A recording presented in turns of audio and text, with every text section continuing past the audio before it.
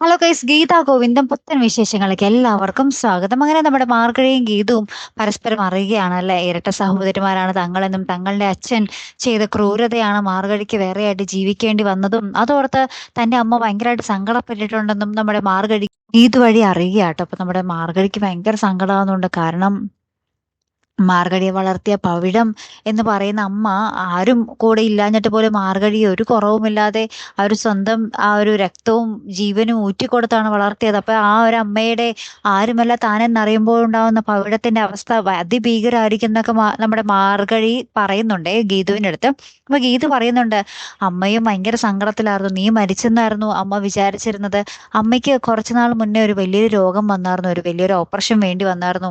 ആ ഒരു ഓപ്പറേഷന്റെ സമയത്തും എന്നെ കൈപിടിച്ച് ചേർത്ത് പറഞ്ഞതാണ്, ഞാൻ അങ്ങോട്ടേക്ക് പോവുകയാണെങ്കിൽ എൻ്റെ മകളെ കാണാമല്ലോ എന്നുള്ളൊരു സന്തോഷമായിരുന്നു അമ്മയ്ക്ക് എന്നൊക്കെ പറയുന്നുണ്ട്. നിന്നെ അത്രയ്ക്കും അമ്മ മിസ് ചെയ്തിരുന്നു, നീ അമ്മയെ കണ്ടാൽ പിന്നെ ആരുടെ അടുത്തേക്കും തിരിച്ച് നീ പോകില്ല എന്നൊക്കെ പറഞ്ഞ് നമ്മുടെ ഗീതുവും പറയുന്നുണ്ട്. അങ്ങനെ രണ്ടുപേരും കൂടി ഇങ്ങനെ ആ ഒരു സങ്കടവും കാര്യങ്ങളൊക്കെ പറഞ്ഞ് ഏറ്റവും ഒടുവിൽ കെട്ടിപ്പിടിച്ച് പൊട്ടിക്കരയുന്ന ഒരു നിമിഷങ്ങൾ തന്നെയാട്ടോ നമുക്ക് കാണുവാൻ സാധിക്കുന്നത്. അപ്പൊ ഇനി എന്തൊക്കെയാകും സംഭവിക്കാൻ പോകുന്നതല്ലേ. നമ്മുടെ രാധികാമ്മയും അനാർക്കലി എല്ലാവരും കൂടി ചേർന്ന് നമ്മുടെ ഗീതുവിനെതിരെ കളിക്കാൻ വേണ്ടിയാണ് നമ്മുടെ മാർഗഴിയെ കൊണ്ടുവന്നത്. ഇതാ ഇപ്പൊ നമ്മുടെ മാർഗഴിയാണെങ്കിലോ നമ്മുടെ ഗീതുവിന്റെ സ്വന്തം ആളായി മാറിയിരിക്കുകയാണ്. എന്തൊരു ട്വിസ്റ്റ് അല്ലേ.